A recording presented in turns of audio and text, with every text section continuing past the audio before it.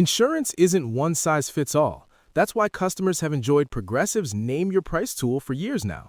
With the Name Your Price tool, you tell them what you want to pay, and they'll show you options that fit your budget. So whether you're picking out your first policy or just looking for something that works better for you and your family, they make it easy to see your options. Visit Progressive.com. Find a rate that works for you with the Name Your Price tool. Progressive Casualty Insurance Company and Affiliates. Price and coverage match limited by state law. This podcast is brought to you by Progressive Insurance. Do you ever think about switching insurance companies to see if you could save some cash? Progressive makes it easy. Just drop in some details about yourself and see if you're eligible to save money when you bundle your home and auto policies. The process only takes minutes, and it could mean hundreds more in your pocket. Visit Progressive.com after this episode to see if you could save. Progressive Casualty Insurance Company and Affiliates. Potential savings will vary. Not available in all states. The moment a body is found, the clock starts ticking. 48 hours before the trail goes cold. From A&E and Crime House, this is the official podcast from the famous true crime series, The First 48. I'm Carter Roy. Every Thursday, I revisit a landmark homicide investigation in depth with long-form storytelling built for your ears. Listen to and follow The First 48 on Apple Podcasts, Spotify, Amazon Music, or wherever you listen to podcasts.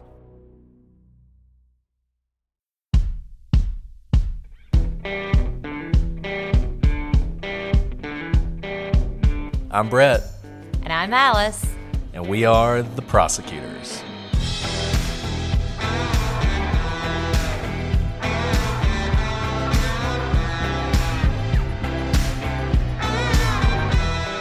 Today on the Prosecutors, we continue our look at the Lindsay Clancy trial.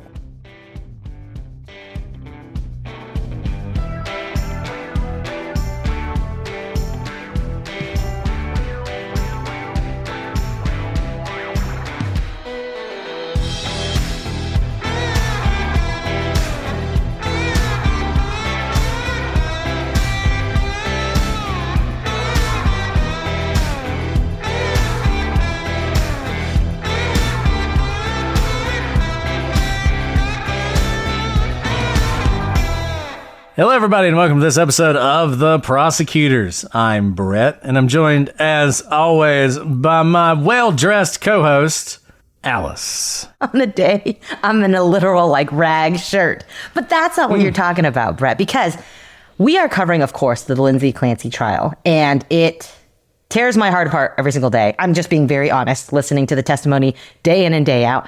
And I listen to it in my earbuds because I have 4 small children who... honestly, I don't want them to hear her testimony about a mother killing their children, so that they can't hear it. And so I'm not seeing a lot of the coverage. And all of a sudden, Brett, I see the internet just blow up about a little girl's bow in the prosecutor's hair. And I'm like, what is happening? Apparently, everyone's obsessed that the prosecutor wore a bow in her hair, and they don't like it. And then I went to go Google the image of it, and it's like, I thought it was like a barrette that Brittany wears in her hair, because she did. She has this really purple and pink pom-pom bow. And I was like, I mean, that's a bit much for trial, but what do I know about Massachusetts? All to say is, her hair looks fine. I don't care, because there's so much to talk about in this trial. And if we're fixating on a bow and a hair, we might perhaps be fixating on the wrong thing.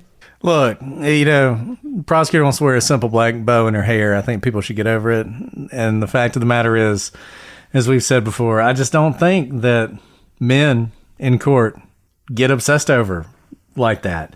I feel like if the defense attorney, who is a man, was wearing a similar object, I don't think people would focus on as much. Maybe they'd comment on it. Maybe they'd mention it. Maybe. But, I just think it remains that women have to, agonize over what they're going to wear to court.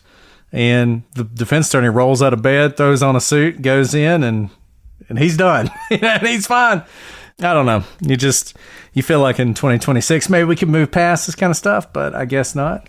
But with that said, I also did start off with a story about how the jury definitely notices. So Brett and I tried a lot of cases together. And this is actually just a reality. And I say this because I don't look for it. But if you are a female lawyer, it's helpful to know. jurors fixate on what female lawyers wear. This is from my experience. I can hear like the commentary I hear in the hallway of what I'm wearing for the day. Not always complimentary. And I'm not like a fashionista. Quite the opposite. Girlfriend shops at like Ann Taylor and I just get like all the sale navy and black suits I can get because you got to be in court all day. I was really surprised by how much they know every single thing. They're like, it's a 3-button suit today. Ooh, there's a collar today. No hose. Okay. And I'm like, whoa, I'm feeling very judged. And you'd be surprised how often, sometimes after trial's over, you can get comments from the jury. It's actually really helpful to hear like what a jury thought about an attorney's presentation. And the number of times that the comments are focused on what people wore and how people looked is shocking. So, hey, yeah, I mean, you may not like it, but maybe it's something you need to think about anyway when you're going into court if you're a lawyer of any sort. So that's a little practice point, I guess, at the beginning of this episode. The last humorous thing we'll discuss as we go into truly the day last 4 and 5. humorous thing we're going to discuss. So we have spanned a weekend, but I think it's kind of fair to say, and you do this within a narrative. We're still on the prosecution's case, of course. The prosecution has the burden, and they are the ones to go first. So day 4 is very in line with what we saw day 3. A lot of first responders. These are the first ones on the scene, and then the treatment of the children, which obviously we know it doesn't end well. All 3 children pass away. Whereas day 5, which was today, Monday, starts focusing on the immediate aftermath of the doctors and first responders who treat Lindsay. And a lot comes out. We've said this. There's a lot that's going to come out during trial that we may not understand yet. May not even understand exactly why the charges are shaped the way they are. But I mean, with that, let's dive in because there were a lot of witnesses. I will say this, despite having the second day of trial, which was Tuesday, so it's day 0, I guess, of trial, they took off and then they took a half day on Wednesday. They did get through a lot of witnesses the last couple of days. So let's go. So the first witness on day 4 of trial was a Duxbury police officer named Mark Anthony Maffeo. Now, he wasn't working. You'll notice that this was such a big crime, such a big event that many off-duty first responders were called out of being off-duty. So he was called to work on the 24th. Now, he was sent to the South Shore Hospital to meet Lindsay Clancy, who'd been brought there. He noted that when he saw her, she was sedated and unconscious with lacerations to her arms and neck. And he didn't get to talk to her, obviously, because she was non-responsive at the time. But they used this witness to admit photos of Lindsay from the hospital, which shows the cuts to her neck and arms. If you don't like seeing cuts on your necks and arm, don't look this up, because it's bloody. It makes me queasy. Now, he did not speak to Lindsay Clancy, and of course, he's cross-examined. Defense uses him to actually introduce other pictures of Lindsay at the hospital. They use him to admit these pictures that show kind of the emphasis on the blood at the scene, that this wasn't some superficial cut, that it really was a bloody scene. The picture of the knife on the nightstand that's next to a coffee that said, "Because kids," and a pill bottle, basically to show like the whole picture of the scene. It's bloody. She loves her kids. Even her coffee mug says, "Because kids." And there's pills involved, that she didn't want to do this. Yeah, some people thought it was a bad thing for the defense that the picture had the coffee mug in it. I didn't think that at all. I thought that was a very humanizing. I mean, and I'll say this comes up a lot in this case.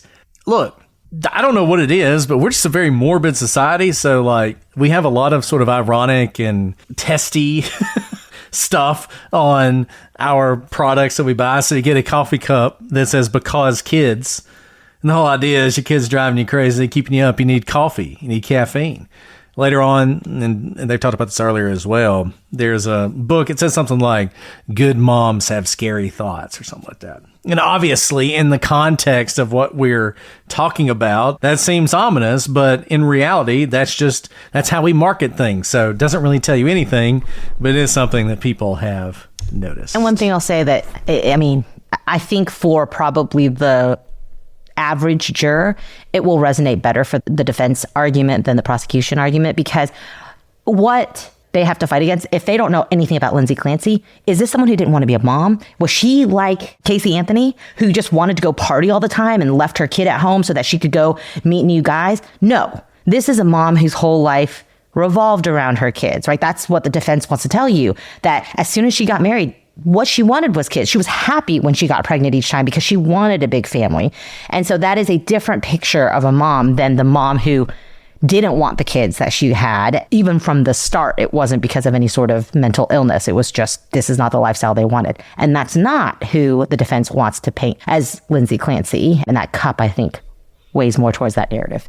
And some people say if it was a wine tumbler, same difference. Same I don't know. thing. I drink my coffee and my wine out of the same cup, usually at the same time. So, who knows exactly what it was. I give my kids milk in white tumblers because they don't break. There you go. All right, so we're just going to run through these witnesses, and look, a lot of officers, and let me just say this as we go through this. Some people have questioned, why are they calling all these people? Look, as we said last episode, there was a defense objection to some repetitiveness, and that's true. There is some of that, though, the court overruled that objection. The prosecution has to tell the whole story, and they have to prove all the different points. So why are they calling every doctor that called the time of death for the kids, as we're going to get to? Because this is a murder case. They got to prove they died. And I get it. We're all just like, well, of course they died. Well, let me just go and tell you, if you're an attorney and you're like, well, of course, I'm not going to need to call witness on that. Of course, everybody knows that. That's the way to get a directed verdict. And I've seen it happen before, like a case where, a Walmart gets robbed and somebody gets charged with a Hobbs Act robbery. That's federal. Well, one of the elements of a Hobbs Act robbery is it has to affect a store that's operating in interstate commerce. We all know that Walmart operates in interstate commerce. You know what you have to do? Ask one question of one witness. Walmart, interstate commerce? Yes? Good.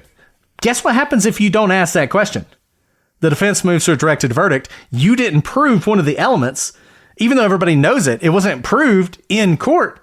You lose. Literally seen that happen. That exact scenario in a trial. So just to understand that with a lot of these witnesses, they have to call them for very specific reasons. Now, not all of them. Some of them are just telling the general story, but that is one reason you're seeing so many of these witnesses called. Okay, Richard Lepard, he is another officer. He did overwatch on the Life Flight helicopter. So it turns out Lindsay, she goes to the initial hospital. They treat her for a little while. She gets life flighted to Brigham, which is Brigham and Women's Hospital in Boston. Famous medical center. Knew about it when I lived in Cambridge, and that's where she's going. She's unconscious at this point. This is someone who just basically testifies to that.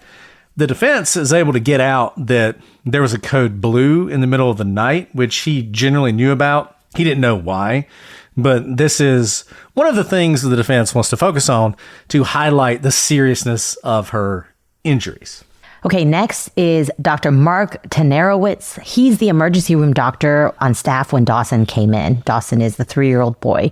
Now, Dawson came in with no pulse and no breathing, and Dr. Tenerowitz said that he had ruptured blood vessels, and they tried adrenaline, they injected calcium. Basically, they did every life-saving effort, just like you heard the first responders did, I think, in the ambulance before they even got to the hospital. Now, despite all of these efforts, over 40 minutes, nothing worked. And so he's the doctor who declared Dawson dead at 7:28 p.m.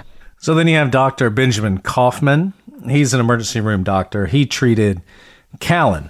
Now, he could find no blood activity in Callan, but at some point, they were able to essentially restart Callan's heart. They were able to get the blood flowing. So even though they don't see any brain activity, there's a possibility, albeit slim, here. And so he is flown by helicopter to Boston Children's Hospital. And you're going to hear, if you watch today, there's just some, I don't know, these doctors, they're so matter of fact, and yet you can tell how much they care. And it's really devastating to hear how much they tried to save these kids, and it just didn't work. But at this point, they're flying him to the hospital, hoping that maybe something will work. That was so sad. I mean, especially, I think when you read that, 2 passed away or were declared dead at the hospital, and then 1, is air flighted away with some sort of activity. I can only imagine everyone, family members are just praying and hoping Callan's going to be okay. Because once we hear about all the testimony of everything they tried with Cora and Dawson, they were dead before they even made it to the hospital. And there was really no hope, despite everything they did. Now, The next witness was someone who came on literally to admit records. So Melissa Arcadapane worked in the lab, and she was the supervisor of the processing of samples from patients. She was used as a witness to admit all the certified records and the testing, all the things that came back about what these doctors are testifying about. Now, during all of day 4 testimony, it appears that Lindsay Clancy is crying throughout all of this.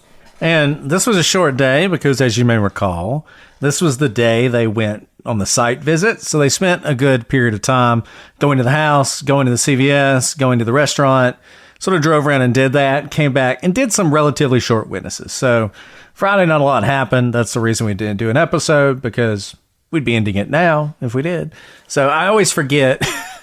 I always forget how little happens. I'm like, let's do this. Let's cover this live.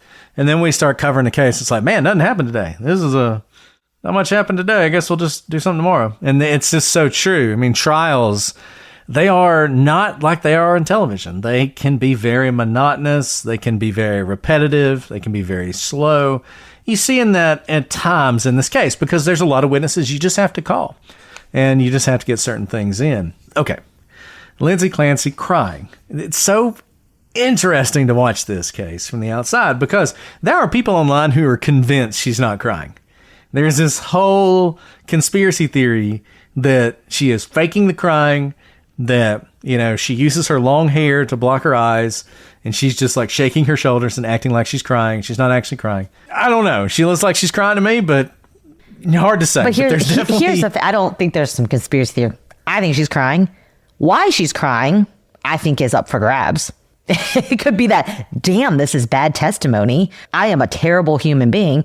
Or I didn't know any of this. Like, how could I do this? I am a monster. I mean, there could be so many different reasons she's crying. So the fact that she's crying doesn't bother me at all. I don't even think she's pretending. This is incredibly emotional testimony for anyone with a heart, a beating heart, which none of these kids had, to react to. So I actually find it totally human that she's crying. Now, why she's crying, I think, is a mystery to me, because I can't even begin to get inside her brain, because I can't begin to understand the actions of this woman both then and now.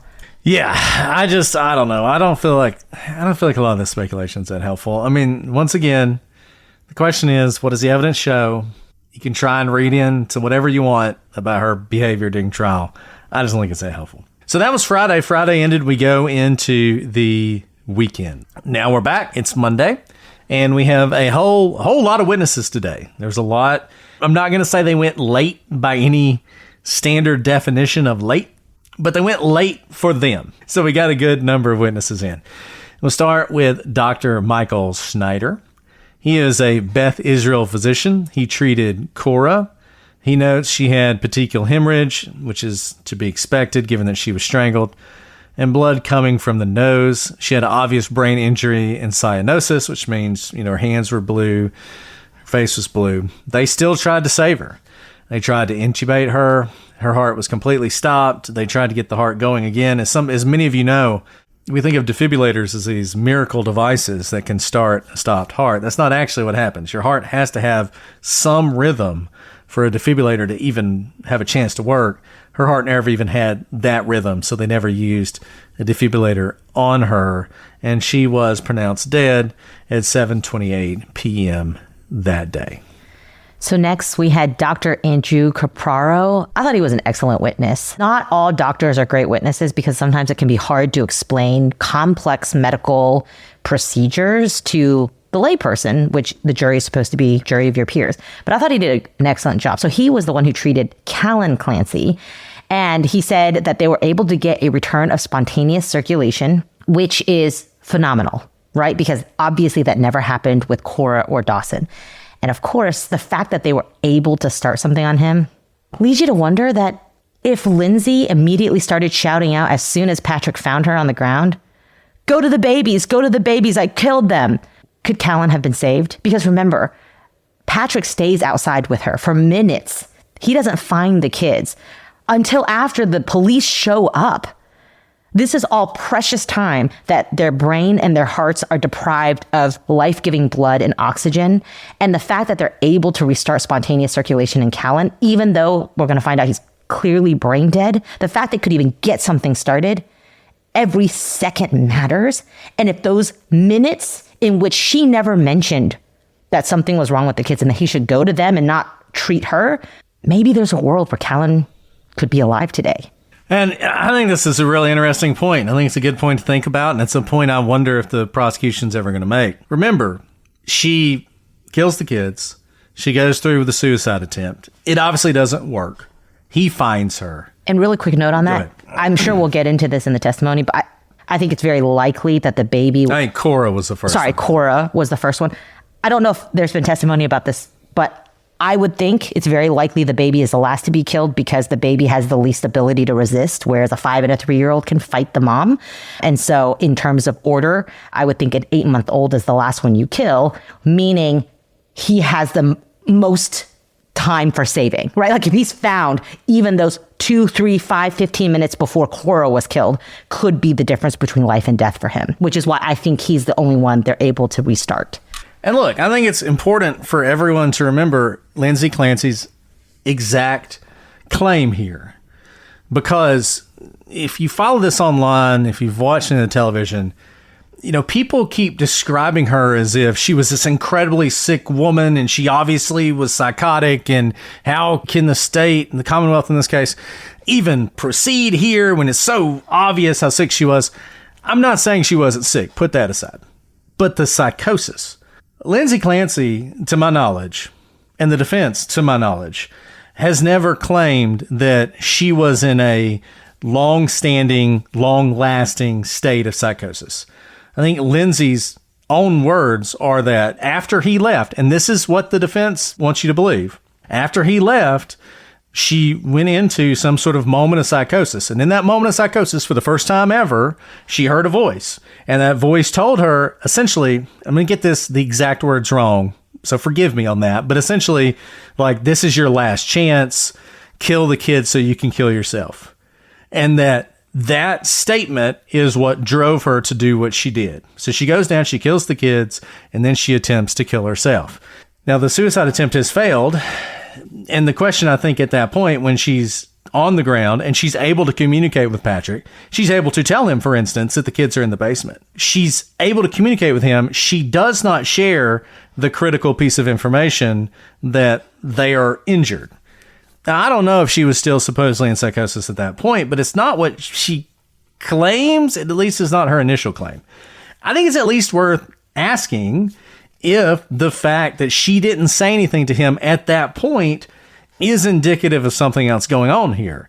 Certainly, she's already done what the voice told her to do. She's attempted the suicide. It didn't work.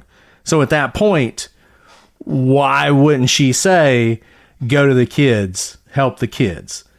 I don't know. And we're going to see an even more stark example of that later on, with conversations with doctors well after this happened, a couple days after it happened, where Lindsay is talking to psychiatrists, and the things she's saying to them don't seem to fit with her having been in some sort of psychosis that overwhelmed her ability to decide what to do, that caused her to do this horrific thing that she would never do otherwise, that she then comes out of this psychosis and reacts as someone who's no longer in psychosis would react when they learn you killed your children. You're going to see that. This is obviously very close in time. I think it's hard to put a whole lot of weight on it, but I still think it's interesting, and it is tragically important because given that they were able to restore circulation, if Patrick takes those bands off that baby's throat 5 minutes earlier, starts CPR. You know how to survive. Right. Even though they're able to get the spontaneous circulation started in Callan, Dr. Capraro notes that Callan's pupils are fixed and dilated. That's not good. You know, we'll hear from other doctors what that means about brain activity. Now, he said that there was obvious strangulation due to the linear nature of the bruising on Callan's neck. And I just want to mention this because I think it's important for other cases. So we used to do these trainings when I was prosecutor, and they were about staging versus suicide. And one of the things you look for in a strangling death, when someone is murdered, is linear bruises or linear wounds around the neck. So going in a straight line, because that's the way you typically strangle someone. You take a rope, you wrap it around their throat, you pull it tight, and you strangle them. That is not what we tend to see in suicides. It's not what we tend to see in hangings. If you see that, the wound actually goes up around the back of the chin to the ears. And this is something people look for and doctors are trained to look for, but not all doctors know this. It's one of the reasons we did the trainings, because we wanted doctors to know when you get someone in, look for this. So it struck me when he said this. I was like, this doctor really knows what he's talking about. He understands the difference between an accidental or a suicidal strangling and a homicidal strangling. And that's one of the things you look for, is that linear bruising. All right. So Dr. David Casavant. I like this guy a lot. He was great. I mean, there was just something about this guy that it was like him and Capraro. I was soothed by them when they were on the stand. I can only imagine if you're one of their patients, just amazing bedside manner these two guys must have. He's an ICU physician at Boston's Children's Hospital. Most soothing doctor voice you've ever heard. If you haven't listened to him, just go listen to him for a few seconds. Just, I don't know, makes you feel good. Even when he's talking about something terrible, it just makes you feel good. It makes you feel like the guy really cares. And I think he really does. So he took over the care of Callan on January 26th. He said there was an enormous amount of swelling of the brain, and he made an excellent explanation about why the eyes are so important. He said the eyes are a direct extension of the brain. And when the eyes don't respond to light, that's a very bad sign. It often shows that you have brain death. So Callan's heart was beating, but his brain was dead. And the doctors, they tested Callan. They did it multiple times. They had one test that was like 0.3 away from being brain dead. And they decided to keep going just in case that 0.3 indicated maybe there was a chance. The next time they tested, it was very obvious that he was gone. And so they removed his life support on January 27th. Next was Dr. Kelly McDonough. This was the emergency room doctor at South Shore Hospital, and she was the one who treated Lindsay Clancy. Now, they knew that they were dealing with some sort of trauma situation with someone who had fallen out of a window. And at the time when they're dealing with this patient who's rushed in, all they knew is that Lindsay had a spinal injury that seemed to be affecting her lower extremities. Now, the doctor noted superficial cuts to Lindsay's wrist and neck, and note that by superficial, we're not actually making a judgment on whether she meant to cut herself or not. Superficial is a medical term. It actually means the depth of the cut that only penetrates the epidermis or the top of the dermis, and it doesn't reach the muscle, the tendons, ligaments, nerves, or major blood vessels when you start having like surgical needs. Now, even though that's a medical term, because we know that the prosecution also wants to note that maybe these cuts were not meant to end her own life, it would have been helpful if the prosecution had the doctor define what superficial meant, but that doesn't happen here. So just note that when the doctor says superficial, it's actually noting that it's on the dermis, not cutting to anything underneath your skin level. The main concerns while treating Lindsay at this time were head injuries and spinal cord injuries. They did CT scans and they collected her blood and urine samples. They noted that she had a thoracic spine injury and that her body temperature was very low at 82.1 degrees. And they treated Lindsay for hypothermia. And of course, this is going to come in later because so far the defense has already brought in the fact that maybe the hypothermia slowed down the bleeding. It's a really low blood temperature. I almost wondered if she misspoke. I know. I thought you died. I thought 82.1. I mean, that's like really low. Maybe it's like, because I think even when you get to 90, even when you get to 90, I don't think you can get to 92. I think now you can. I mean, I guess 92. And she would get there that fast because she wasn't outside that long. Your body temperature can go down for reasons other than being in the cold. Oh, because blood loss or whatnot. But 82 does sound low, actually. And, you know, here's one thing just in general about the medical testimony. We had a ton of it, and a lot of it was not illuminating at all. So at one point, as we're going to see, she's going to have a blood transfusion. For what it's worth, AI tells me a person can survive and be alive at a core body temperature of 82 degrees, but it is severe and life-threatening. So yeah, it is possible. This episode is sponsored by BetterHelp. Guys, it seems like every season has its stresses, and certainly when summer comes to an end, the stress piles on. The holidays are coming. Kids are going back to school. Your schedule is so full. Sometimes you can feel overwhelmed, and sometimes you just want someone to talk to. That's where BetterHelp comes in. Now, you've heard us talk about BetterHelp for a long time, but I don't know that we've ever actually talked about how much people love the service when they use it. You can check it out yourself at betterhelp.com/reviews to see amazing customer reviews in real time. More than 6 million people have used BetterHelp globally. The consistent feedback from real users makes it easy to see why so many people continue to choose BetterHelp. And therapists at BetterHelp have at least 3 years and 1,000 hours of hands-on experience. BetterHelp makes it easy to get started.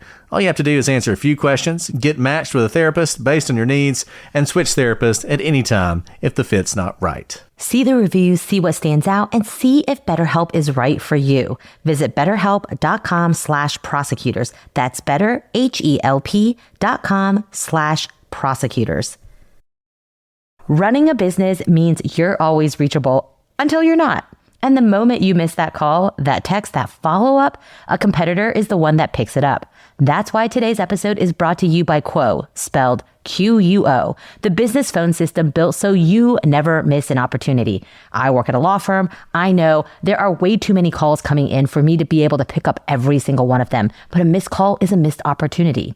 Now, with Quo, all your calls, texts, and voicemails live in one place, so anyone on your team can pick up a conversation to see the full history and respond fast. Quo is the #1 rated business phone system on G2, trusted by over 90,000 businesses who rely on it to stay reachable and look professional every day. Set up in minutes on any device. Keep your existing number and add teammates as you grow. No IT, no hassle. Quo integrates with the tools your team already uses like HubSpot, Zapier, Claude, and more, helping you save time, stay organized, and spend less time chasing information between systems. Money is on the line. Always say hello with Quo. Try Quo for free, plus get 20% off your first 6 months when you go to quo.com/prosecutors. That's QUO.com/prosecutors. I know we're all busy. In the morning, I'm trying to get 4 kids out the door on time before the tardy bell while trying to look presentable for the rest of my day as a lawyer and here to talk to all of you. But I just don't have time in the morning to make myself look presentable. And so I tried all these different products and now I can stop because I have found Jones Road Beauty.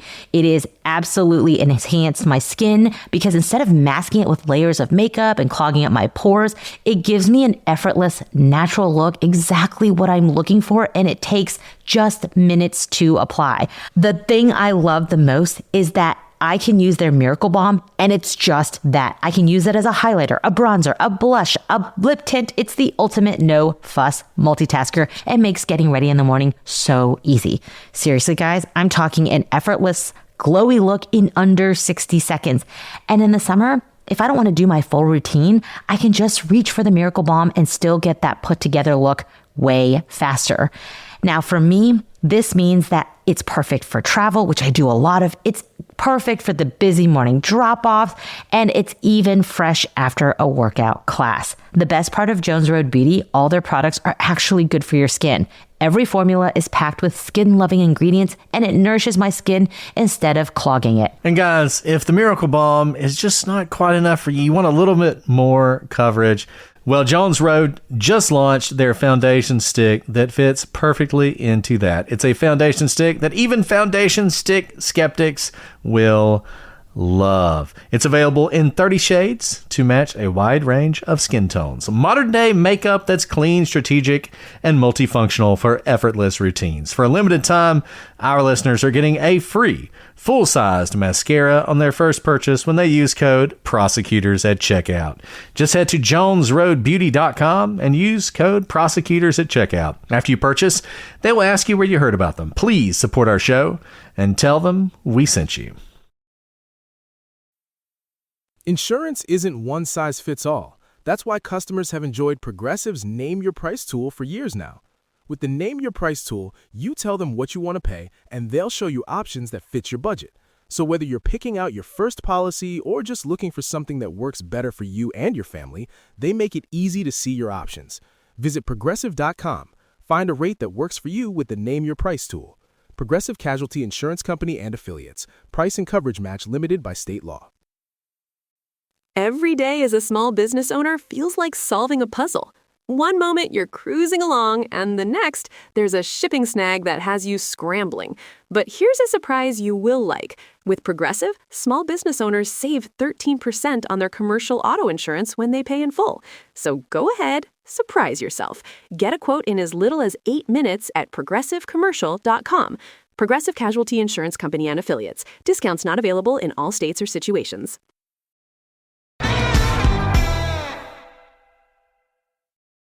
At some point, they're going to talk about her having a blood transfusion. They put in a chest tube. A whole lot of blood came out of the chest tube. But does that mean she had internal bleeding? Was that from the fall? Because no one ever clarifies if we think that it was their blood loss because she cut her throat and cut her wrist, even though they were superficial versus some other sort of bleed. I don't know. There was just questions that were never answered, which I thought was weird. Like, we're talking to all these doctors, and there's just stuff that's never answered. Which I think goes to, we joked about some of the criticism of the prosecution at the beginning, which I think is totally misdirected. The lady can wear a bow in her hair if she wants to, right? But I do think you can legitimately criticize the prosecution's case and maybe the way they present some of it. And there's just so many questions that they don't ask, and I don't understand. Like the superficial thing. They never explain what that means. And it allows the defense attorney to keep beating up these witnesses with, you'd call this superficial, you'd call this superficial. And they're like, well, yeah. Because they never explain what it's not like you made a judgment. It looks superficial to me. I'm biased. I think it's superficial. It's not that. There's actually a medical definition of what it means to have superficial wounds. And they never explain that. Alex explained to you what superficial means far better than we've heard in this trial, despite the fact they've continuously used the term. And I don't understand that. Just define it so people know what it means, but they don't do that. So this witness, she was very cold at the beginning, even to the prosecution. And she has been a huge focus of today's testimony. Because even though she's really not that important, I mean, she's literally just the emergency room doctor who happened to be there when Lindsay comes in, the defense got really irritated at her at the very beginning of cross-examination. They ask her some questions about whether or not Lindsay Clancy was unconscious, whether or not she was responsive to pain, was she nonverbal, questions like that. And at some point the doctor says, yeah, I don't recall. I'd have to review my notes. And the defense, loses it at this point. It's like, this is a murder trial. Are you saying you didn't review your notes? And she's like, well, I reviewed them, but I don't have a photographic memory. And I see 200 patients a month or something like that. And it was 3 years ago. So from that point on, she was done with the defense attorney. So she completely shuts off. I mean, at this point, he's asking questions like, I don't remember. And he never gives her notes to review. And I can only imagine that this is just like a play. I don't know if he knows some bad testimonies coming later, and so he's trying to sort of focus the jury on something irrelevant, because he really goes after her in a way that doesn't make a lot of sense. She's not an important witness. She's not critical for the prosecution. She doesn't really give much information that's highly relevant. Any of the questions he does ask, all he has to do is show her records, and that's the way it works. And let me just go and tell you guys, it does not matter how much your witness prepares. They forget stuff all the time. I'll never forget. I had a trial, and I had a witness. It was a cop. And I only needed him to say one thing for me, and that was a name. That was it. I just needed him to remember the name. And so in prep, I'm like, okay, what was the name again? He's like, Nicole. You got it. That's it. What was the name again? Nicole. You got it. Great. Remember, this is all that matters. Just remember the name. This is the whole point of you being up there. He gets up on stand. We go through the sort of preliminary stuff. I ask him, and wouldn't you know it, he can't remember the name. So then I have to do the whole, if I showed you your thing, would it refresh your memory? Yes, I show it to him. He looks his thing. And then he says, Nicole, but it loses so much effectiveness when you have to go through all that stuff. But they just forget stuff. It's crazy. And I'm sure this lady did look at her records, but it didn't matter, because when she got up there, she forgot stuff. And then the defense attorney was mean to her, and she was done with him. And because I think the testimony wasn't that important, he just rolled with it. He didn't show her any of the stuff, because he was like, I'm just going to keep this going.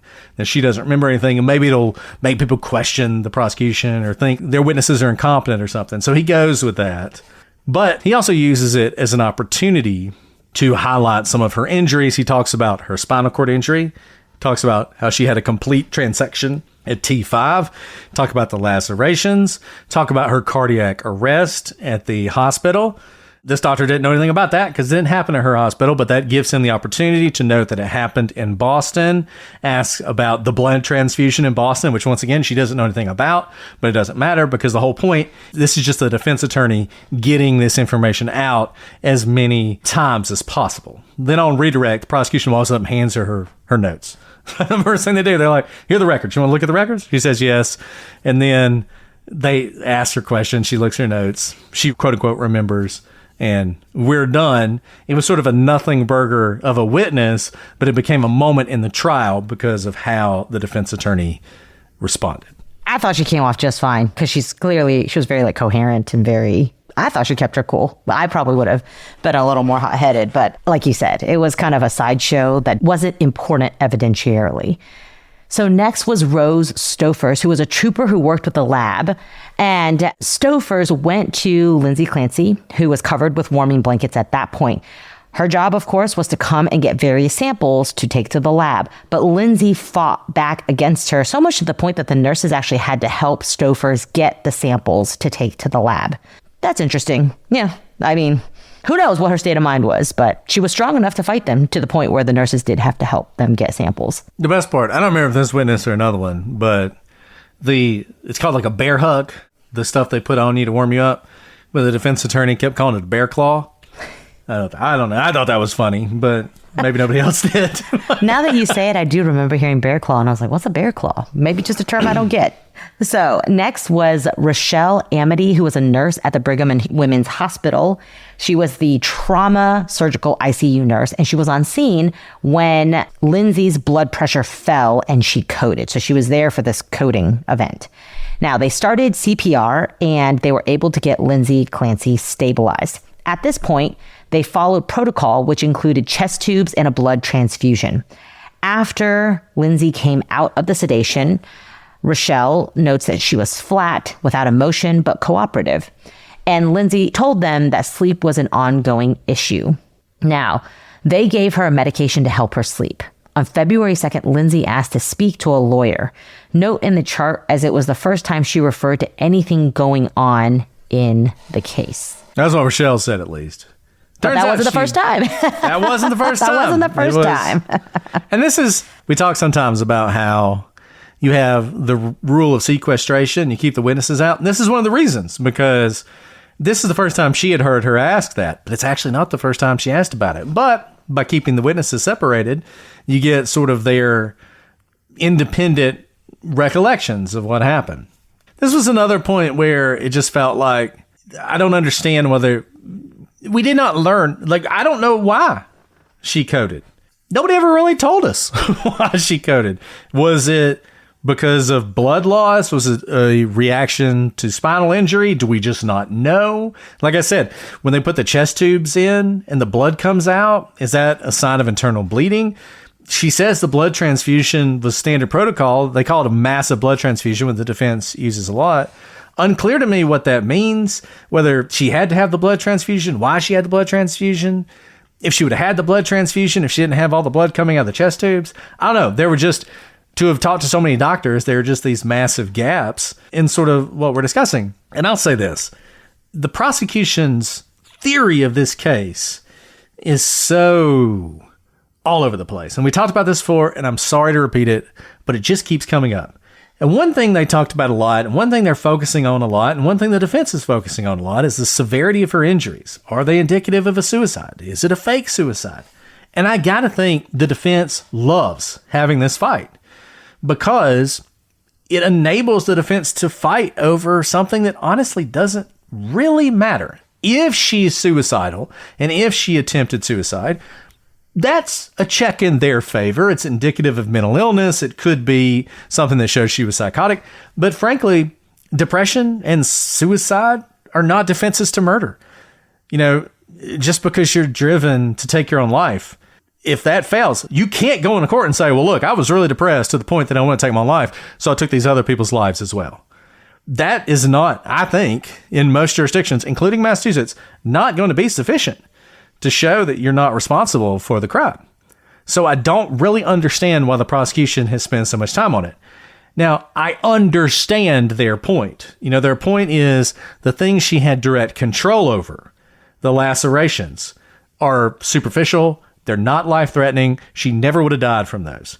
The jumping from the window, their argument is, if you look at the evidence, she didn't jump. She didn't throw herself out of the window head first.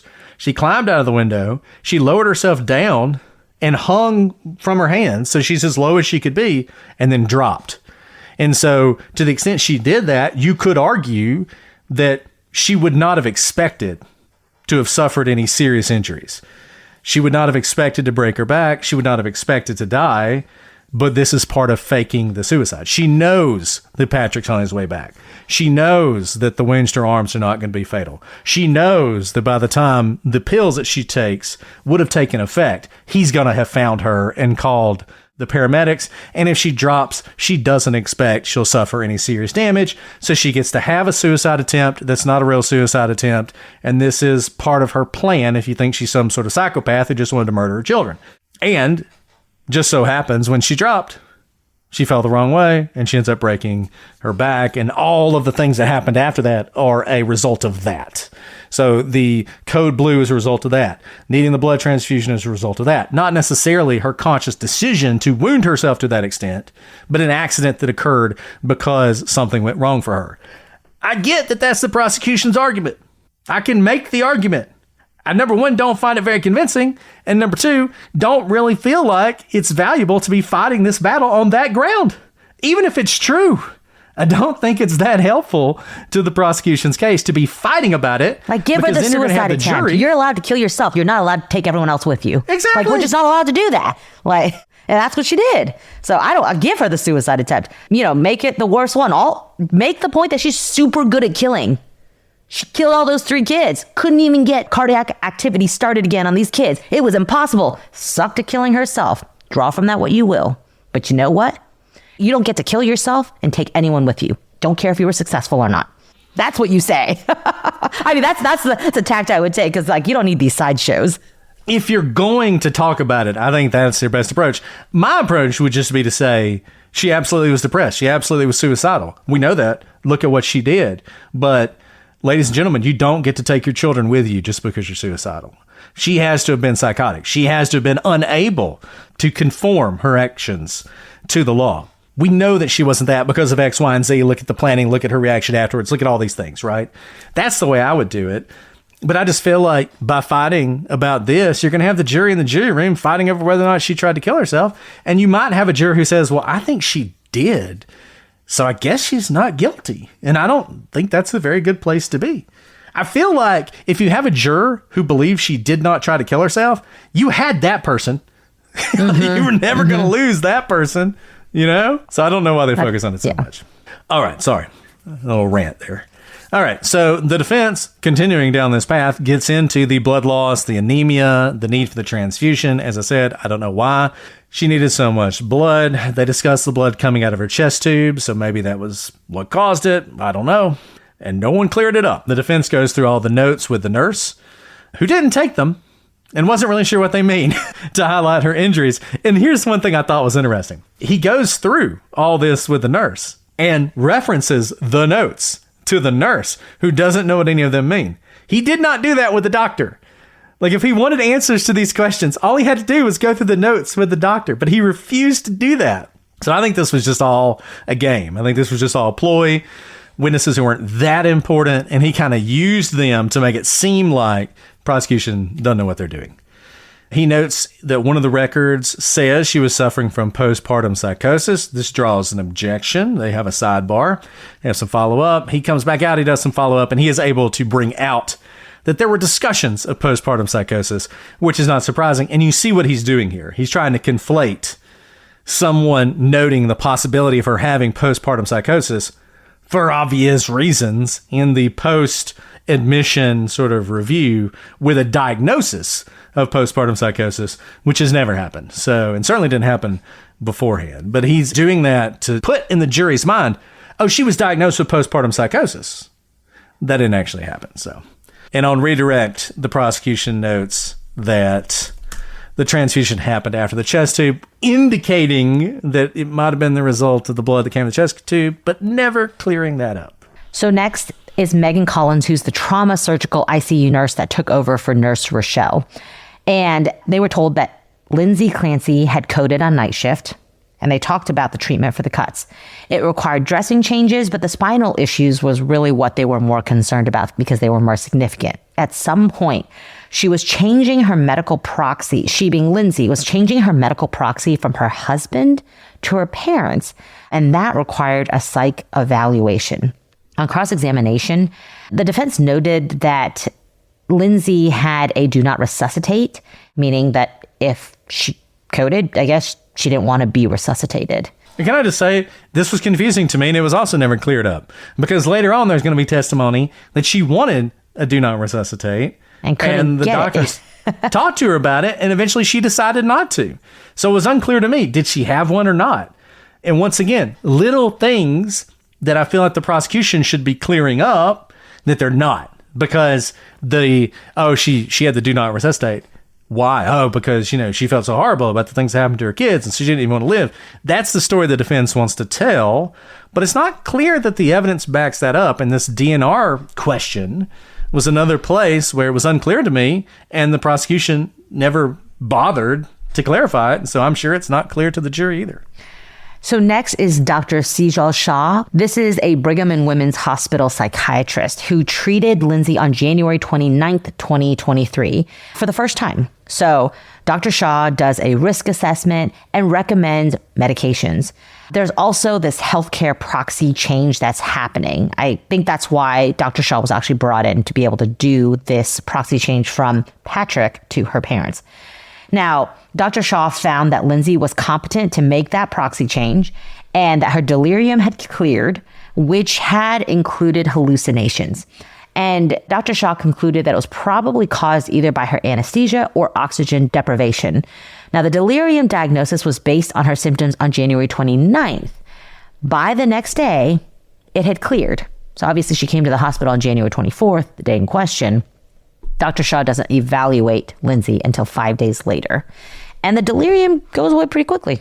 Yeah, and I think some people perked up when they heard the delirium, but it seems pretty clear it was a result of various things that were going on with her, the anesthesia, lack of oxygen maybe. So not delirium related to psychosis, but delirium related to her treatment in the hospital.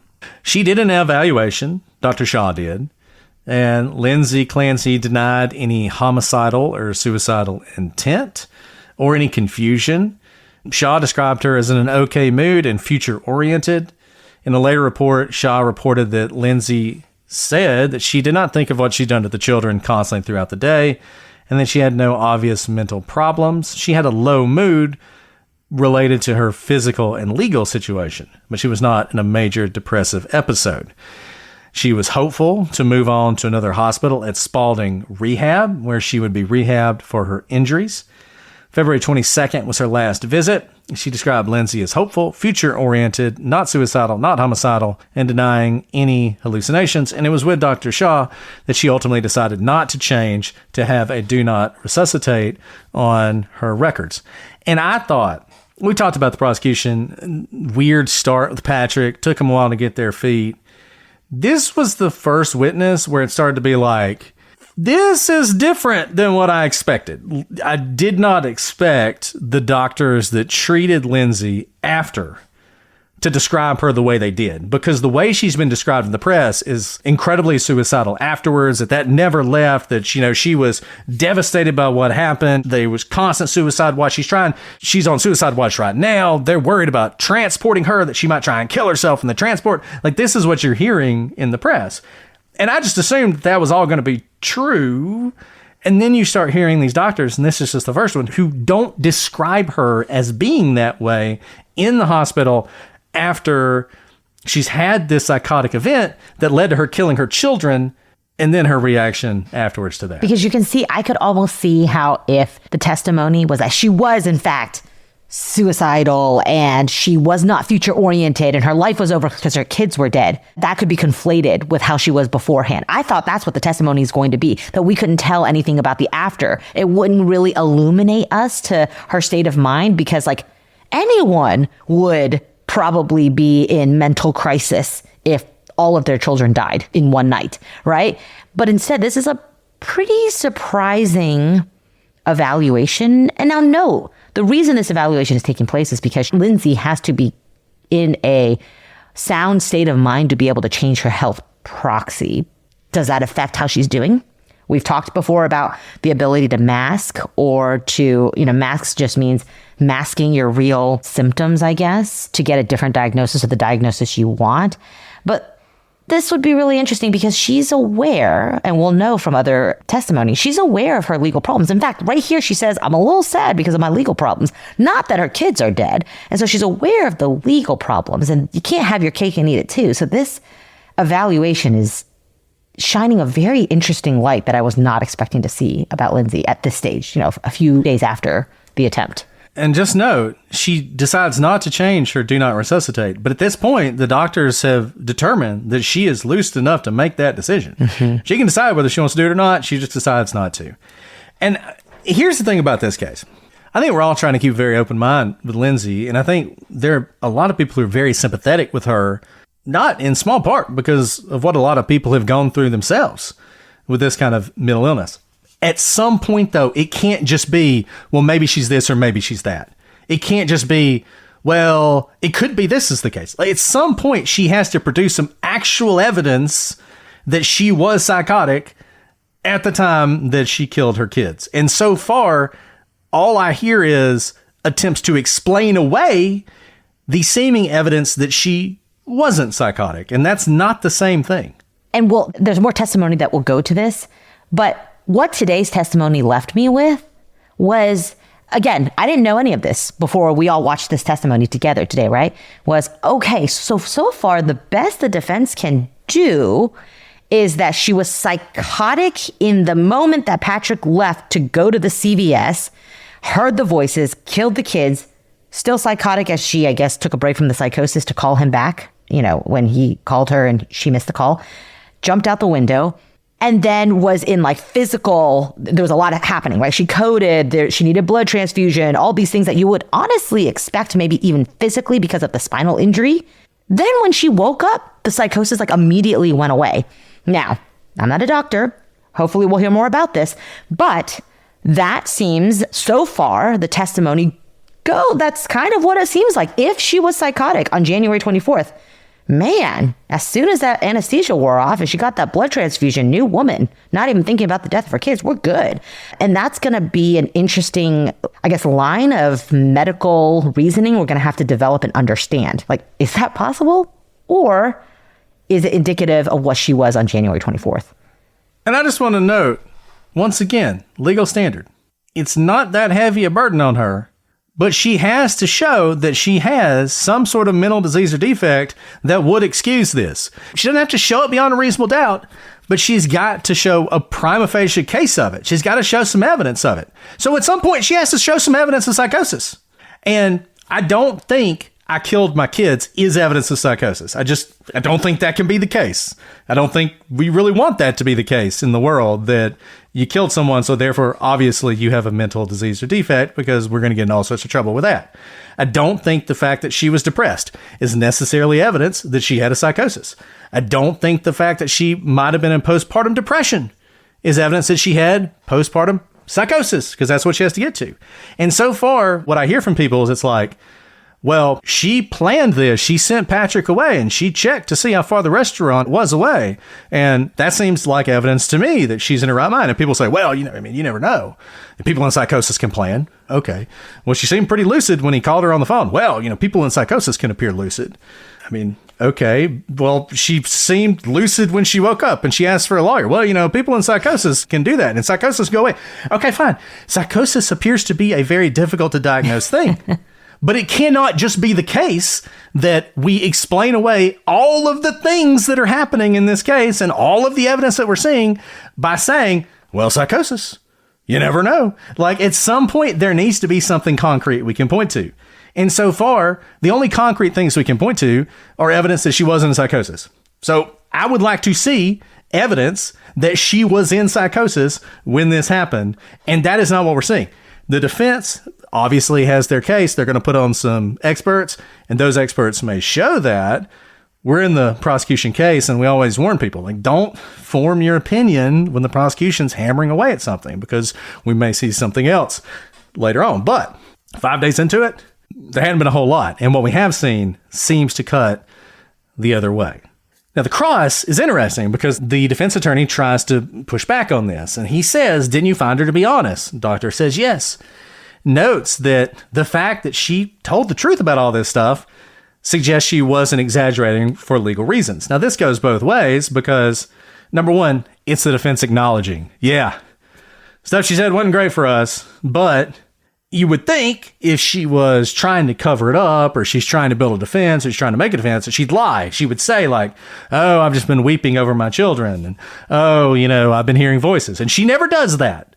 And I think that's a good point by the defense. She never seems, other than saying later on, not at the time, but later on, that she heard the voice. She never claims that she heard voices after that. She doesn't claim that she was hearing voices before that. She was having intrusive thoughts. Then she heard the voice. Then she did the thing. And this is a good point by the defense. And the defense also sort of attempts to round out what I was just talking about, which is how psychosis is difficult to identify. And he notes that it's not just people who are like drooling and obviously insane, that people who have psychosis can act on plans. They can appear normal to their friends and family, all these things, in which she agrees. He then goes through bipolar disorder and all the things that were happening to her that seem like bipolar. So decreased need for sleep, out of control thoughts, unusual energy. Remember, we heard all this. Like, she had this weird energy that she was working through, and then came the crash, which seems pretty consistent with bipolar. And bipolar can lead to psychosis. And this is the hypomania that the defense has talked about several times. He also talks about SSRIs.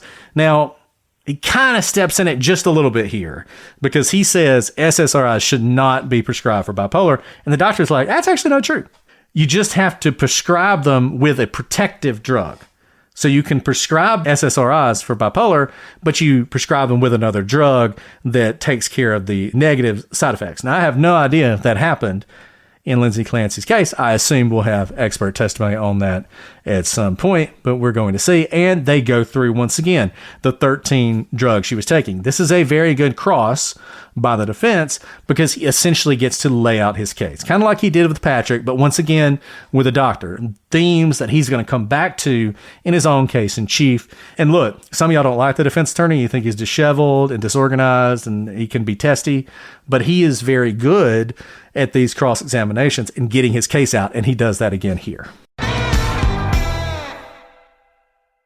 You're listening to this podcast, so I know you've got a curious mind. Here's a helpful fact you might not know yet. Drivers who switch and save with Progressive save over $900 on average. They make it super simple. Pop over to Progressive.com, answer some questions, and you'll get a quick quote with coverage options tailored to your choices.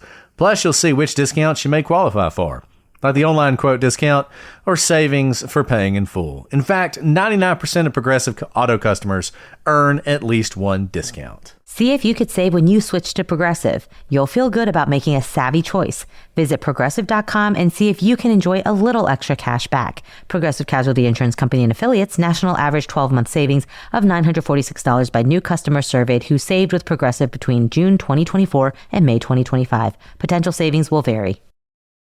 Guys, we are back with one of our favorite sponsors, and frankly, one of your favorites, Lola Blankets. I can't tell you how many of you have reached out to tell us that you love your Lola blankets, and Lola came through for me recently. It was Sunday afternoon. I had eaten lunch. I was tired. Everybody else wanted to take a nap. I go into my room, and my blessed wife, she was washing the sheets. There's no sheets on the bed. Nothing. How am I going to take a nap? Well, you know what was sitting next to the bed? My Lola blanket. And that's all I needed. So I grabbed my Lola blanket, wrapped up in it, laid down on the bed, went to sleep. It was amazing. And that's why Lola is the perfect gift for everyone in your life, including you.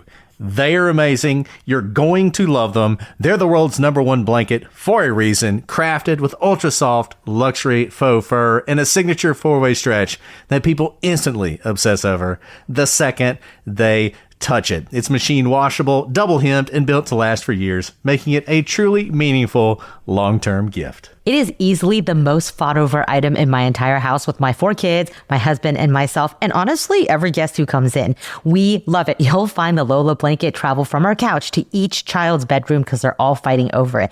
And here's the thing. It lives up to everything they say about it. I have washed it multiple times with so many kids, and it still looks and feels brand new. And Lola isn't just a blanket. It's a home upgrade gift because it instantly elevates any space, making it feel warm and cozy and styled. It's one of those you have to feel those items, so you need to get it and feel it for yourself. We're not the only ones saying this. Lola has over 20,000 5-star reviews, thousands of people gifting it, loving it, and talking about it. There's a reason it's called the world's #1 blanket. It's the gift people don't stop raving about. For a limited time, our listeners can get 40% off select Lola blanket products with code prosecutors at checkout. Just head to lolablankets.com and use code prosecutors. After you purchase, they'll ask where you heard about them. Please support our show and let them know we sent you. Wrap yourself in luxury with Lola blankets. Guys, we are in the throes of summer. For me, that means I am constantly outside. It's hot where I live, so I'm in shorts. I'm in a bathing suit. I am constantly by the lake, at the beach, or just sitting by the pool. And you know what? That I'm always really self-conscious about because I'm outside all the time? Shaving nonstop. And that always puts a damper on summer prep. Because most women's razors just aren't actually made for women's bodies. You get these cheap, dull blades that tug at your skin rather than gliding over it. And this just leaves you with redness, ingrown hairs, and razor bumps. And who needs that in the summer when you just want to enjoy the summer? There's nothing worse than irritated skin, which is why I'm so excited about changing my razor to Flamingo. Flamingo was born when the women who helped build Harry's noticed that the other company selling women's razors were just shrinking men's razors down and making them pink. Ugh. They rolled their eyes, rightfully so, and decided to shake things up. They created a shaving solution that actually is made with women's bodies in mind. This means no flimsy design, no irritation, no pink tax pricing. You ladies know what I'm talking about. And their starter set has everything you need to get started. Let's talk about what's inside that set. You get Flamingo's original razor, 5 sharp blades, a 360-degree comfort system to help protect skin from irritation, and a flexible hinge to hug every curve.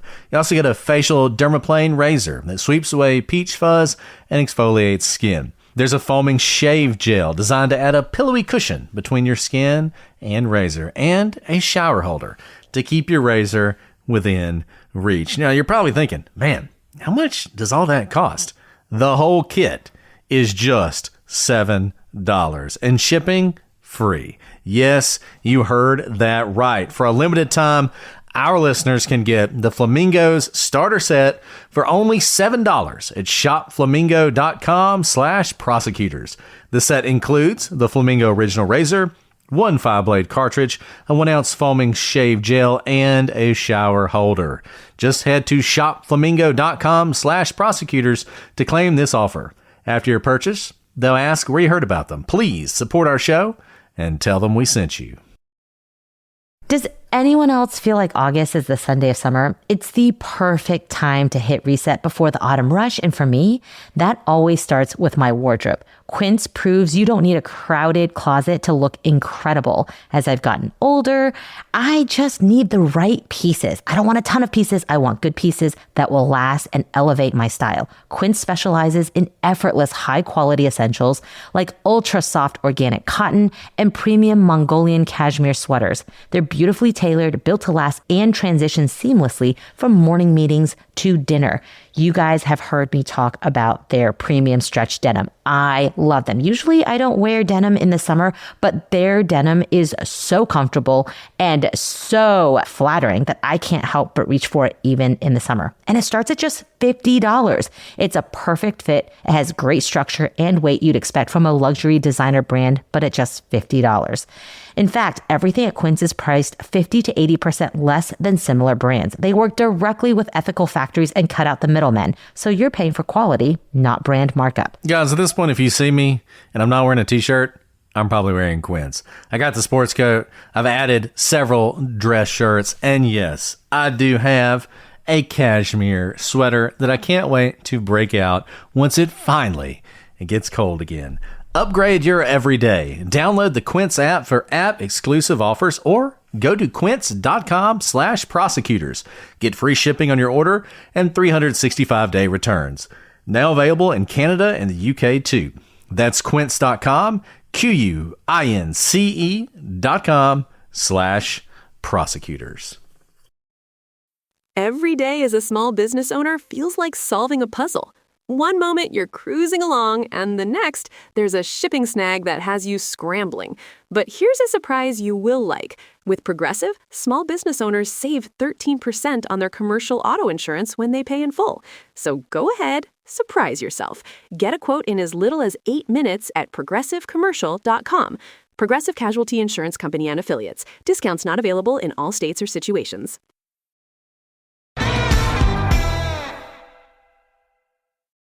And this is a really good reminder. I've seen a lot of people say, like, I'm not going to form any opinions on this case until the defense gets a chance to put on their case.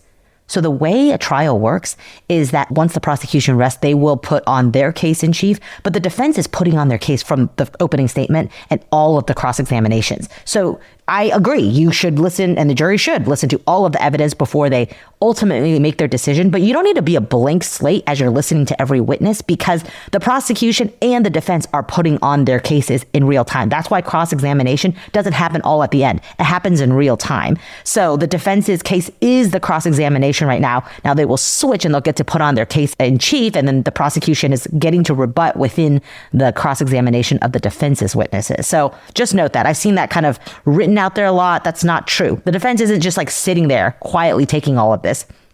They have a role, a very active role, and if done well, you are winning the case during the prosecution's case in chief. So the defense did a good job on cross, prosecution did a good job on redirect.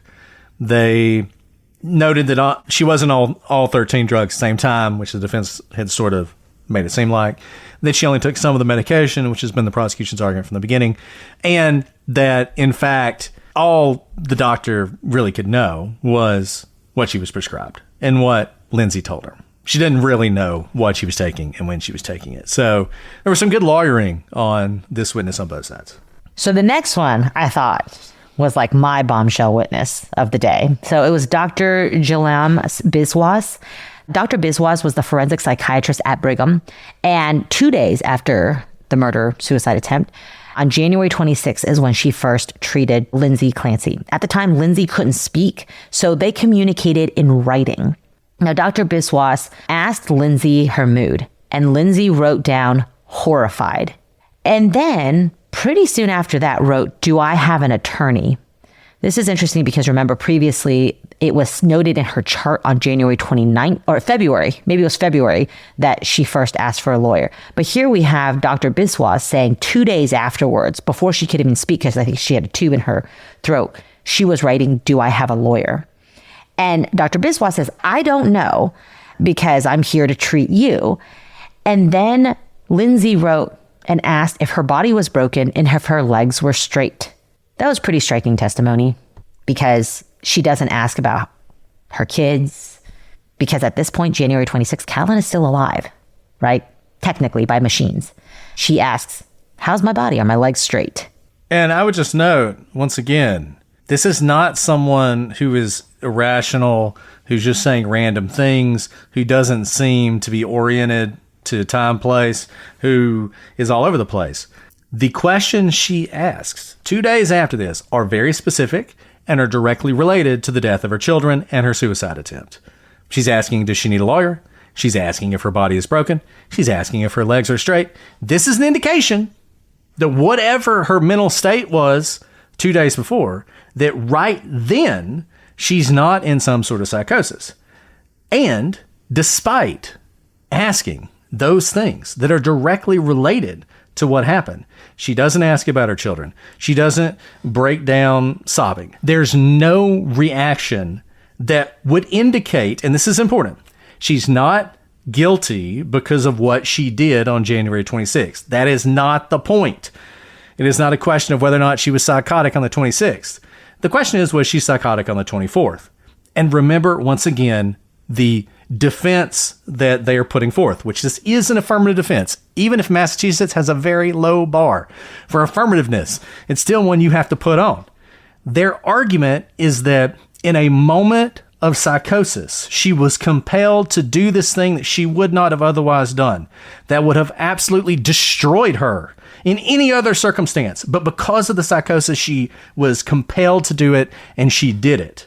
I think that most jurors would expect, if that happened to someone, if they, in a moment of just horrific lack of mental stability and control, they did a terrible thing, that when they came to and knew what they did, their reaction would be an absolute emotional breakdown, or at least some questions, at least some sort of reaction to, oh my God, what did I do? How could I have done something like that? And people are like, well, but she knew she couldn't say anything because, she needed a lawyer. Yeah, that's the kind of rational thought that makes you really question why she would not react like that.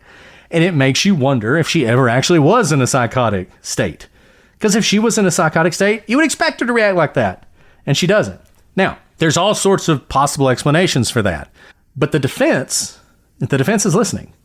You have to explain it. You have to put on a doctor who says she was in shock. She was in post-psychosis, whatever. And when you're in post-psychosis, whatever, you don't... She was fixated. She was fixated because all she could see were her legs in front of her because she was intubated, and she could literally only see what was in front of her. Whatever. Exactly. You need to say something. You got to have a doctor to address this. You cannot hand wave it away. And there may be a really good explanation. Hear what I'm saying before you send the 1-star review about how I'm an idiot, because obviously there's all these medical conditions that would lead you to do that. Great. The defense needs to put that on. They have to address this. This is critical. This was so big.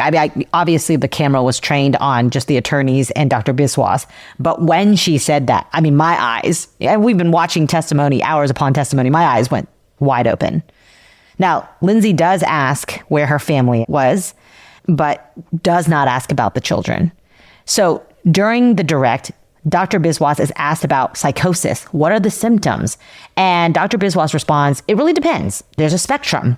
It's different for everyone. Some it's isolating. They're not responding. They're not reacting. There could be paranoia, darting eyes, responding to voices or visions, living within a delusion. Now, that is her description of what psychosis typically is. At the time that Dr. Biswas saw Lindsay, she testified that she saw no signs of psychosis 2 days after the murders. She said that Lindsay was linear, goal-oriented, thoughtful, and not responding to internal stimuli like voices or other kind of psychotic episodes. And she does note that this is just a snapshot moment in time, but I will note it's a very important snapshot. It's just 2 days after the murders. And while she is still in some sort of sedation in the sense that she can't speak because there's a tube in her throat, she's still very close in time to the murders. I thought this was really interesting discussion of psychosis, where you're just scratching the surface of what we're going to see later. But I thought it was interesting for 2 reasons. One, it helped the defense because it describes this very amorphous, hard to define, difficult to diagnose mental illness. That's good for the defense. But the way it was bad, and not necessarily helpful, is she did not describe psychosis the way some people have described it, which is it's like an aneurysm. It's impossible to know. You may have it, and boom, it snaps, you snap, you have psychosis, you're in psychosis, and there was no sign. She doesn't say exactly that. What she says is different people have different symptoms. And there you have to look at all these different things to determine whether someone was actually in psychosis.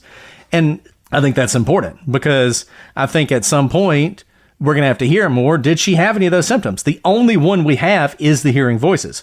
But we only have that post hoc. Remember, She never told anyone she heard voices. I think this is important because people have described it as she's hearing voices, all this stuff's happening to her. That is not what we have in the record. We have no record of her hearing voices until literally the day of the murders. And then she never heard them again. That's what she's told us. So that's kind of weak because, once again, she obviously has a reason to say she heard voices if she's done this horrible thing and she's trying to explain it away or rationalize it or get out from underneath the consequences, whatever. So we're going to see a lot more of this as we go on. Now, cross-examination. The defense attorney was an absolute jerk to this doctor, and many of you wondered why, because unlike the previous doctor, she was perfectly responsive, she was pleasant, she was answering the questions, she was helpful to the defense at times. The reason he was a jerk to her is because her direct was so damning. He has to do that because he needs to undermine her somehow with the jury. He cannot have the jury walking out thinking, wow, that was a great witness, and man, that was some damning testimony. He can't have that. So he goes after her. Just goes after her as hard as he can. And that's the whole reason he did that. That's the strategy for that. Now, he talks about how she only spent 20 to 30 minutes with Lindsay. This is important as to one thing, but not the other. It is important as to her diagnosis of no psychosis. She was only with her for 30 minutes. Didn't appear that Lindsay had psychosis at the time. That's not a whole lot of time to spend with her. I'll tell you how it's not important, though. It has no bearing on what Lindsay wrote. However much time she spent with her, in that time, Lindsay was able to write several questions, none of which pertain to her children, other than, do I need a lawyer because I killed him? That was the only question she asked related to her children. The only other question she asked was related to her and her concerns about her being paralyzed, being disfigured, having broken legs, etc., having a broken body. Those are the questions she asked in the 20 to 30 minutes they were meeting.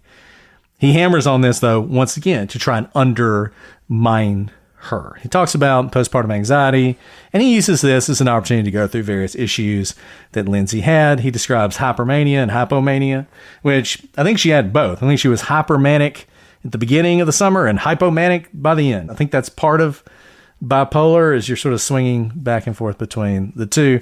He was a jerk to her, absolutely, and it led to a pretty fiery redirect. So the prosecution gets up and really, for the first time, shows a lot of emotion. And once again, is reacting to the defense and hammers on the fact that despite everything that happened, despite the fact her children were dead, despite the fact she's waking up in a hospital after a suicide attempt, her first question was, do I have a lawyer? Defense objects to this. It gets struck. Prosecution has to back up, still gets it in, has to do it a little bit more, whatever, low key, doesn't matter. Can't unring the bell. Jury gets it. The jury gets it. And once again, the defense has to address this in their case. Yeah, I thought Dr. Biswas was the best witness so far in really kind of showing the narrative of the prosecution. Okay, next was Sergeant Robert Flynn, who was a Duxbury police officer, called in on January 24th as the detective. Now, once Sergeant Flynn was called, he notified the state police and he did a security sweep of the house. First, he went to the kitchen and he noted that he saw like kids' paintings on the walls and there was a snack on the couch. Like it looked like kids lived there. And he went into the bedroom where he noted that the window was open and that a cell phone was on the bed because it was freezing in January. Eventually, he closed the window. Next was a relatively, minor witness. It was Leah O'Connell, who was a trooper at the crime lab. She was a tech. She got no questions from the defense, really just coming on to say that they sent all these things to the crime lab. Next was State Police John Santos. He was a detective at the time, and he was the one who executed the search warrant on the Clancy home. In doing so, he searched the cabinet over the stove and seized several books and notepads that belonged to Lindsay. He also had the discharge paperwork from when she was hospitalized, and it included a list of the medications for Lindsay to take and instructions for taking them. He also seized a book called Good Moms Have Scary Thoughts, and then he seized medications he found in the kitchen. So on cross-examination, he is asked about the bedroom search.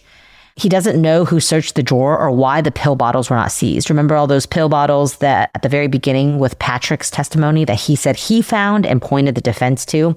So it doesn't look great. It's making him look like not a thorough warrant executor, but there it is. So that is John Santos. Okay, let's see. So then we have Corey Mello. He is a state police officer. He sees the workout bands that were used to strangle the children. He's used to sort of go through her journal and the things she wrote about her kids. In her journal, she details her anxiety.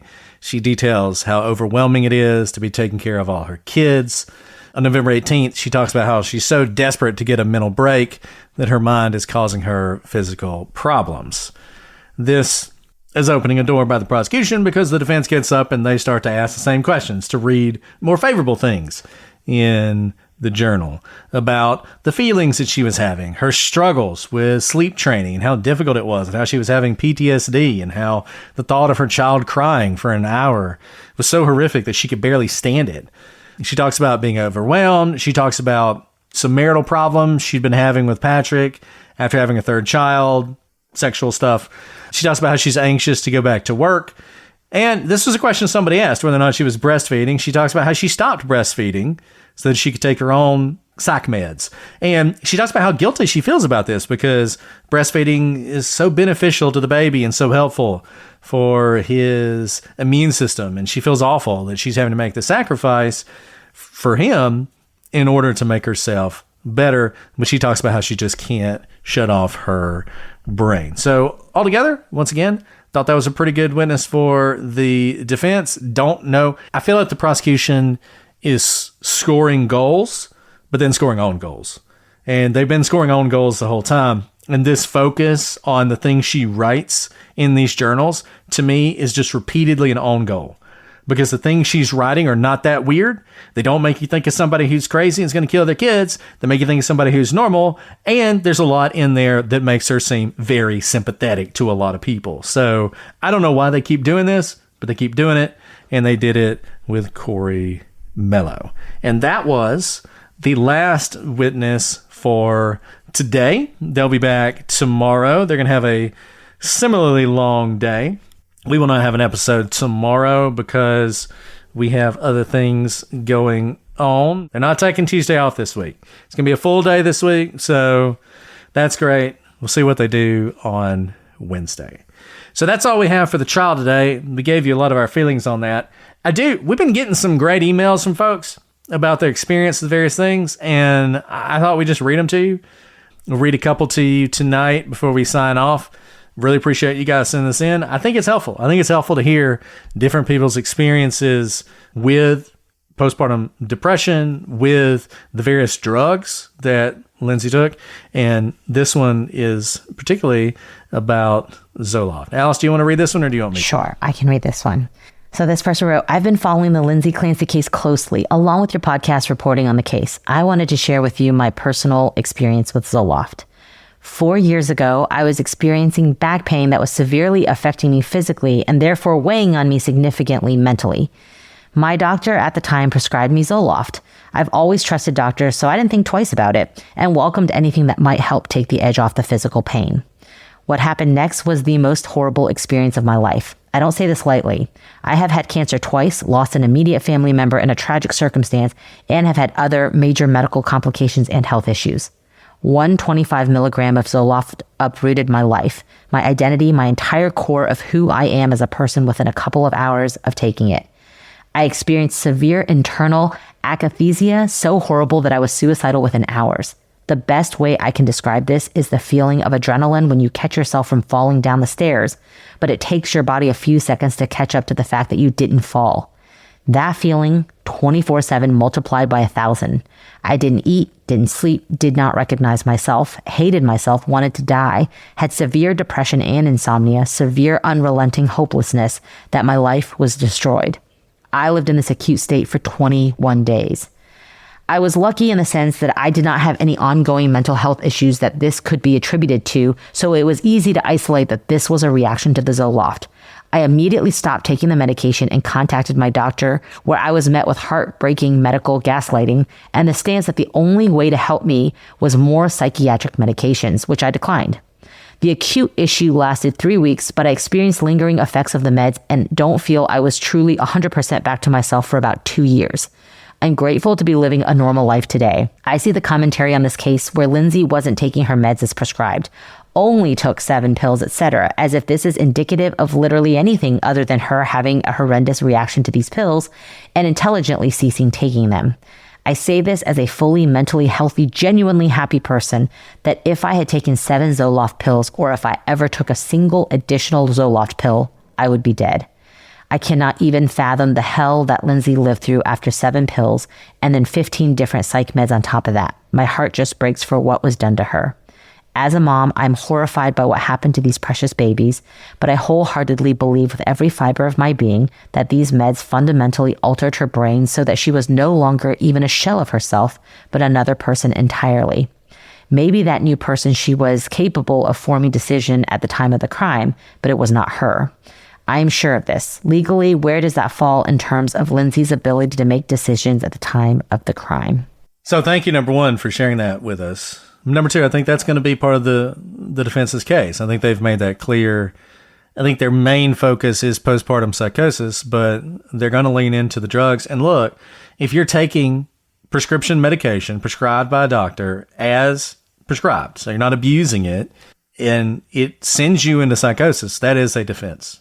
That would be the same defense as postpartum psychosis. So I think that will be part of what she says. And look, I mean, you're not the only person who has shared with us some really horrific effects of some of these drugs that Lindsay has taken. All right, we're going to read you one more, and then we'll go ahead and sign off. This person says, I've been listening to your coverage of the Lindsay case, and I wanted to share a perspective that comes from both my personal and professional experience. I have a professional, educational, and personal background in mental health. I was raised by a mother with untreated bipolar disorder, and after the birth of my daughter in 2022, I experienced severe postpartum depression. I'm incredibly grateful that when I reached out for help, I received it. I entered an intensive outpatient program, attended Zoom therapy from 8 a.m. to 3 p.m., and met with a psychiatrist weekly. I never wanted to hurt my daughter, but I became convinced she deserved someone better than me. I believed she would be better off if I died and was raised by her father. Looking back now, I couldn't have been more wrong. My daughter was absolutely meant to be my child, and being her mom was one of the greatest joys of my life. Because of these experiences, I assumed I would be more inclined to view Lindsay as mentally incompetent or not fully responsible when I started listening. Ironically, my experiences have led me to the opposite conclusion. I believe Lindsay is guilty and should spend the rest of her life in prison. What concerns me most is the growing tendency to excuse criminal behavior because of mental illness. I believe that it is dangerous and, frankly, an insult to the millions of people living with mental illness who have never harmed another person. Outside the criminal justice system, we often excuse harmful behavior because someone is mentally ill. My own mother struggled with severe mental illness. She also neglected and abused me. While I have compassion for her illness, I also recognize that there were countless moments when different choices could have been made. Mental illness can help explain behavior, but it should not automatically absolve someone of responsibility for it. The reality is that many people in prison have mental illness, but the reverse is not true. Most people living with mental illness are not violent and do not commit crimes. We don't choose our genetics or the illnesses we inherit, but we do have choices about whether we seek treatment, accept help, and fight against the thoughts our illness may produce. I don't want this to distract from another important truth. The American healthcare system is failing people with mental illness. It is failing mothers, especially. Accessing quality psychiatric care can be incredibly difficult, and women's health is too often deprioritized. If our country truly valued mothers, we wouldn't be one of the few developed nations without paid parental leave. There are enormous systemic failures that deserve attention, but that is not what is on trial. Lindsay is on trial. So 2 different views, informed by personal experiences, coming at this from very different places and reaching very different conclusions. That's what makes this trial, in this case, so compelling. There are so many people out there who've experienced similar things, and they come at this completely different. And I'll just tell you, we've had a lot of people who've written in who believe Lindsay Clancy is innocent because of they had similar experiences. And they say things like, had I not gotten the treatment when I did, it would have been me. You know, I had thoughts of harming my children. It would have been me, but I was able to get treatment. I didn't. We've heard from those people. I've heard a lot of people just like this who say, I had these problems, and based on what I experienced and what I'm seeing, I don't think this is a case where mental illness is an excuse. And I think that's a fight that people are going to continue to have, and it's not going to be resolved. So, sorry, it's not going to be resolved by this verdict, whatever the jury reaches. And that's the unfortunate side of this case, as we've said before. There's no good outcome here. There's no outcome that I think anybody's going to be standing up and cheering. Whatever happens here, it will just complete the tragedy that this case is. All right, guys. I'm sure you have thoughts. You may have experiences, stories you want to tell. Shoot us an email, prosecutorspod@gmail.com. If you would like us or allow us to read these things, please let us know. Obviously, we'll keep it anonymous. If you don't want us to read them, we don't have to, but it's always helpful to hear from you. It informs our thinking. It educates us on so many of these issues that we maybe don't have as much experience with as we would like. So, and also love hearing from you doctors out there. The thing about doctors that I love is if we hear from two doctors, we get two completely different opinions. It's always amazing. Even on like the most narrow thing.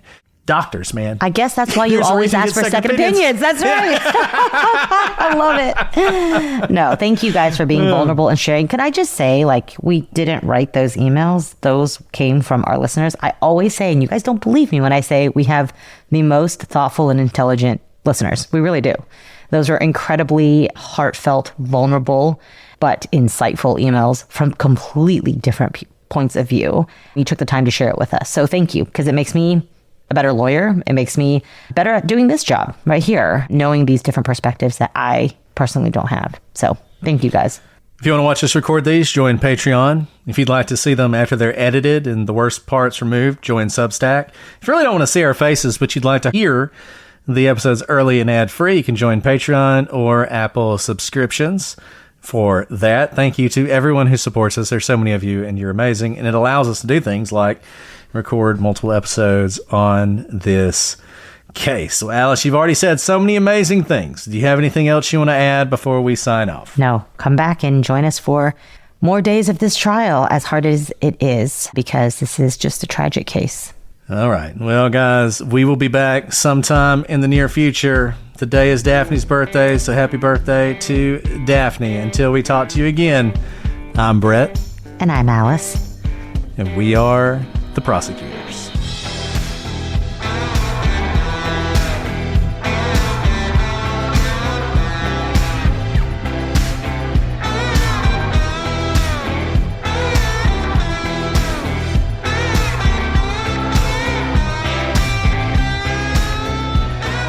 See, I'll say that, but you notice the quote-unquote bad style because it's a woman. I'm convinced of that. I'm sorry. You be insulted if you want to be, but I think people might comment on something a man wore that they didn't like, but I don't think we'd have multiple posts on the gallery talking about how like offended they are by it and focusing on it so much. I just don't think that would happen. I'm sorry. I don't believe it. That's my position. I'm not drifting from this position. So when I first and as a man, it's just so much easier. You just...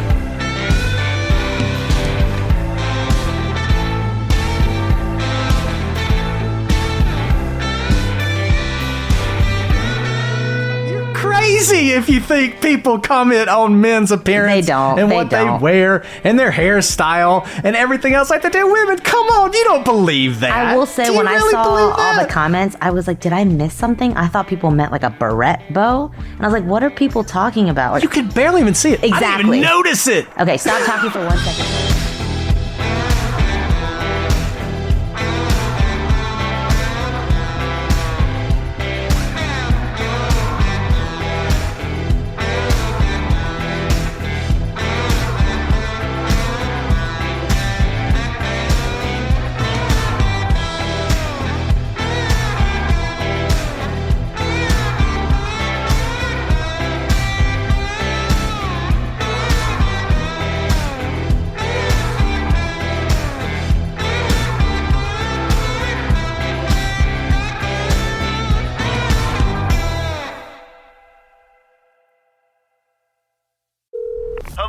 and welcome to Pluto Phone. If you know the name of the movie you'd like to see, just stream it for free on Pluto TV, where all your blockbuster favorites are landing all summer long.